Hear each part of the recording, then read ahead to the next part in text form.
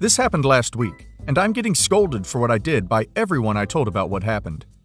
Last week was mine, 26 female, and my dear husband's 29 male wedding anniversary. His mommy started calling asking about our plans for this year's anniversary. We've been married for 3 years, by the way. My husband told her that we were going to go out and celebrate and have dinner together. She asked if she could host the anniversary at her house instead and invite family members. It was an instant no from me. My husband seemed to be wanting it, but I already made other plans. She had us celebrate with her while we were together on a vacation for 2 weeks. That was horrific and the worst experience so far. I knew my husband was still talking to her about it, but I just let them. 2 days before the anniversary, he asked if we could have a family celebration, but still go to the restaurant and have a good time. I felt uncomfortable. All I wanted was for some time together, alone. Plus, I had other plans after dinner, and to have the family come is not logical at this point. I was working that day till 3 p.m. He didn't go to work, but was busy all morning and didn't want to say with what, so I figured he's getting me a present or something. He picked me up at 3 p.m. I remember his mom constantly calling while we were in the car. I got home, took a shower, made sure he checked with the restaurant about reservations for the night, and we left at 7 p.m. Again, his mom was talking to him on the phone in the car. I asked him why she was calling all day, and he changed the subject. We arrived at the restaurant. He walked before me. I followed him, and after I walked through the door and saw his mom, dad, sister, and cousin, and her kids, I froze for a second. My heart dropped. I felt so much rage as he tried to get me to keep walking. His family saw me when I turned around and walked out and back to the car. He followed me and started saying sorry, but I should just go inside with him since it was already done. I yelled at him, literally just losing it, and telling him that he ruined the night I was waiting for and how he turned it into a family dinner, to which I said no from the beginning. He begged me to go inside, but I refused. We argued till his mom came trying to convince me to go in. I went home in a taxi after I told them to go back and celebrate. He came home not liking that I left and refused to talk about it. His mom texted me about my behavior and how I ruined it for her son and the whole family, and that I should respect her family and stop whining and overreacting like that. Edit. We're in Europe. This is our 3rd anniversary. The past anniversary was celebrated with his family. This isn't the first time. I experienced the same thing on other occasions. Mother-in-law gets more aggressive on Christmas and thinks she keeps stomping boundaries, and dear husband has no problem with that. So much to unpack here. Not the idiot. He is allowing his mother to be the second spouse in his life. It is not normal for a couple to spend their wedding anniversaries with extended family. I'm from the US, so I recognize that this may be cultural. Frankly, it's weird as duck that his mom wants to push so hard to spend your anniversary with you. Like Freudian level weird. Your husband knew you were adamantly against this whole thing. And he not only didn't tell his mom no, he arranged for her and the rest of his family to have a dinner that you did not want to have. That's so beyond disrespectful and dismissive of your feelings. Your husband needs to get it through his head that when he married you, you became his primary family. You and any kids you have, if you so choose, are his number one. His mommy is second place. She is clawing to maintain that top spot, and he is letting her. He gave his mother priority on your wedding anniversary. I mean, that's just beyond the pale. Set those boundaries, and every single time he or his mother crosses them, leave. Ignore her texts, block her number, whatever. You need to tell your husband that you will be handling all future couple-related things in-house, and his mother is no longer a factor in the plans you two make. To clear it up a bit, my first point is not saying his mom is the second spouse as a ranking system wherein she is very obviously number one in his mind. I was saying that the husband has 2 wives, one of which is his mommy. The wording on that could have been clearer. My apologies. Me and my fiancé only got engaged about 10 weeks ago and have plans for November 2021. But if there's still issues at the time, we'll postpone. My sister, Rosie, and I have always had a complex relationship. But my bigger problem is her fiancé, Mick, who I detest with my entire being. Mick is like a caricature of the phrase toxic masculinity. One time, my daughter, age 7, pointed at my son, age 5, and my fiancé's nails, and Mick called my son and fiancé sissies because they had nail polish on. He's also hit on me in the past and S-shamed me. So yeah, hate him. Fiancé also hates him. My parents wanted to invite in all about 40 people to our wedding. Our guest lists only 20 guests. So the agreement we came to was that they pay for 2/3 of the wedding as they had 2/3 of the guests. So far, all we have arranged is a venue. And it's a good thing we did, too, because there's only 3 venues in the area, and November 2021 was the earliest date any of them had available. Rosie and Mick got engaged last week. Rosie has looked for venues, and the first available date is April 2022. Mom and Dad told us today that we will now be having a double wedding. Everyone involved is aware of the issues we have with Mick. We refused to share the wedding. My parents then said they were paying for 2/3 of it, so they should have final say. I responded that they don't get a say on who is getting married. They said I was being immature and should learn to share the spotlight. And I said that my issue was seeing Mick standing next to my fiancé at the altar. My parents tried to young lady me. I'm nearly 28, saying that Rosie can't get anything in the next 18 months, and it wasn't fair to make her wait that long. Plus, if they're paying for well over half the wedding and won't be interfering on anything else, we should allow this. I then said that we would pay for the entire wedding ourselves and go back to the original guest list, minus my parents, Mick, and Rosie, then hung up. I definitely just snapped in the moment, but the idea of sharing my wedding with Mick gives me a visceral negative reaction. Since hanging up, my fiancé says that he's fine with this development, though he wasn't expecting it, but he supports me. However, my parents and sister feel I overreacted and called me an arse for uninviting them over them having one thing they wanted at the wedding they're paying for.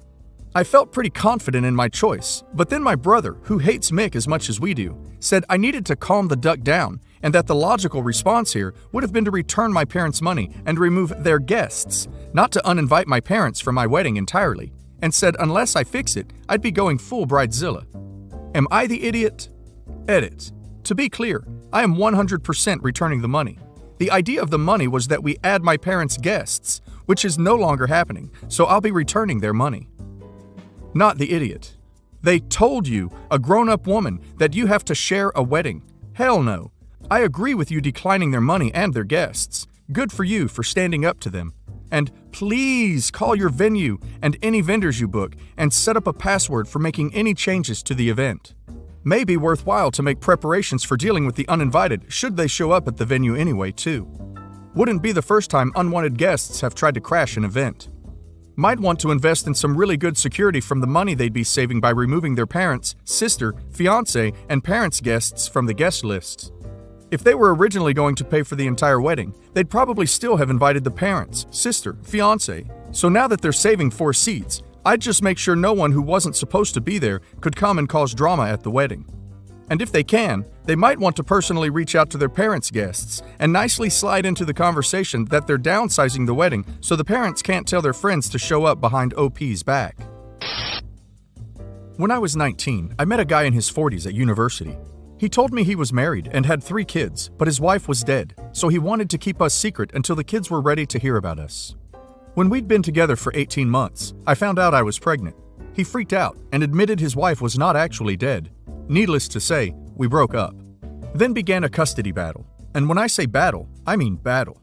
As his wife said he could only keep the kid if they got full custody and I was nothing because she didn't want to deal with me for 18 years. After a lot of BS from the wife, they only got visitation every 2 weeks. Because of her all-or-nothing mentality, on finding out that her actions had resulted in visitation only, they decided to not be involved at all beyond child support. During the custody case, I met his other kids. His sons both hated me, but his daughter, Kate, who was 6 months younger than me, felt that her dad was the only one who should get in trouble here. Kate wanted a relationship with her youngest brother, who was still an infant and who I now had full custody of. I agreed to letting her see her brother, and we actually became pretty good friends, as we were a similar age, with similar interests, and she spent a lot of time with the baby. A few years ago, I introduced Kate to a friend of mine, and now they're getting married.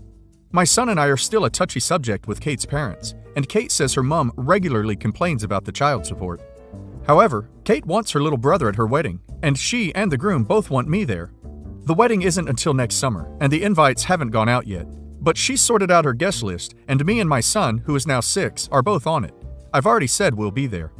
Kate's parents have seen the guest list. Her mother has messaged me asking me not to attend. I've refused, and she called me unreasonable and said I ducked up her family 6 years ago. She doesn't want any drama or nonsense, e.g., my son recognizing her husband as his father, which he will be able to do because he's seen pictures and knows that Kate is his half-sister, or the affair being made known to their wider family. She also doesn't like my friendship with Kate. and says that she doesn't want to see my face at Kate's wedding, as I've humiliated her enough. My point of view is that Kate has asked me to be there. I'm friends with Kate and her soon-to-be husband, and my son is already excited to go. Plus, it's not like I'm going to take the microphone and go, "Attention! My 6-year-old is the B-child of the bride's father. Cheers to the bride and groom." Plus, I don't have a problem with them being there, despite the stunts his wife pulled when we were sorting custody. So if they're the ones putting their foot down, I feel they should be the ones to not go. I talked to my roommate about it, and the roommate said that while she's a B, I did duck her husband, and I'd be bringing his child to the wedding. Am I the idiot for still wanting to go despite Kate's mother telling me not to? Not the idiot. Your roommate is off base by saying you ducked her husband. He told you his wife was dead, and you didn't learn she wasn't until you got pregnant. Only you can decide if it's worth attending, but the wife is seriously misplacing her anger that should be directed at her husband for being a cheater. The fact that she's being burdened with the responsibility that should be expected by the husband and his dishonesty really makes me angry. I absolutely believe that the husband spoon-fed his wife complete nonsense lies to justify his infidelity. If I were her, I would attend, and if anyone made a sideways remark, I would straight up drop the receipts with no shame. Yeah, that's what I said. Go talk to the mother-in-law. The real villain is the husband, second is the wife. Drop some heat and they'll play nice real quick. If they're concerned about optics, well, once this hits the small-town gossip mill, the OP will get whatever she wants. I was having lunch with some friends a few days ago. One of them, Carol, isn't really my friend. She's a friend of a friend. I never liked her. She's entitled and always criticizing everything she doesn't approve of. Anyway, I left early because I had to pick up my son from his grandparents, and Carol, who's 5 months pregnant, asked if I could give her a ride since she lives in the same neighborhood, and I said yes. I recently divorced my husband because I found out he had been cheating on me. On our way to meet my ex's parents, Carol started questioning me as to why I decided to divorce my ex since she has known him for years, and he's a nice man. I politely told her I really didn't want to talk about it because I'm still heartbroken and extremely angry, and I get emotional just thinking about it. But she started accusing me of not giving him enough attention as his wife, which, according to her, was probably the reason why he cheated. She also said that me going to work instead of being a stay-home wife 24/7 was the biggest mistake I had ever done in my life. I told her it's none of her business, and she called me a FB. I lost it. I was fuming. I pulled over in front of a department store and told her to get the duck out of my car and then left her there. I was crying all the way to my ex's parents' house. That night, I slept through my phone going off and found out that my ex's parents and my friends were angry with me for leaving a pregnant woman on the side of the road. What if bad things happened? I have to say, I felt a bit guilty, but she was pushing my buttons and wouldn't listen when I politely asked her to stop. Besides, I didn't just leave her anywhere unsafe for a pregnant woman to be. I left her somewhere she could catch a cab. Am I the idiot? Not the idiot. You told her to shut up. She didn't. Play stupid games, win stupid prizes. I think she's probably experiencing a crappy marriage herself and is probably trying to make herself feel better by ripping OP apart. Women, as I am one, get extra emotional and hormonal when pregnant. So not only is her filter off, but her emotions and mood are turned up to the max, and everything crap is like times 10. Not only that, but she is hardly mobile. No job, no car, no other plans for her life except insulting decent people for kicks. Her own husband is probably avoiding her like the plague, because if she can't be cordial with a neighbor, how does she treat her husband? Not bloody well, likely. She's probably not wanted by her husband either, and her own child probably wasn't expected. So she's acting like she's taking joy in just being a stay-at-home mom, when really she's stuck. And unlike OP, who was able to leave, she probably can't. She's stuck in her garbage situation. OP is free and now single. Honestly, I would have probably told her as much, and spent the rest of the drive back to her house, not to where she wanted, if I didn't kick her out right there, unleashing every howling, screaming, crying, angry, filthy emotion I've had pent up for months at this horrible excuse of a pregnant woman. She got off light. If I was dealing with what OP is, I'd unleash every verbal wrath on this woman until she exited the car and spent the rest of the night crying with my words seared into her brain. Edit. My ex didn't cheat on me with the pregnant lady. It's another woman. When I confronted him, he didn't deny it, but he also blamed me for it. He reasoned since I spend so much time at work and already paid less attention to him, he's not entirely wrong to cheat. Funny, when he's the one who talked me into going back to work because the pandemic had been taking its toll on his job. He works at a 5-star hotel. Like, what the duck, right? Seriously. My father-in-law and mother-in-law are not horrible people. They've been supporting me through all this, and don't blame me for divorcing their piece of crap son. The thing with the pregnant lady has got nothing to do with my husband cheating on me. The reason she was so nosy about it was because they're good friends.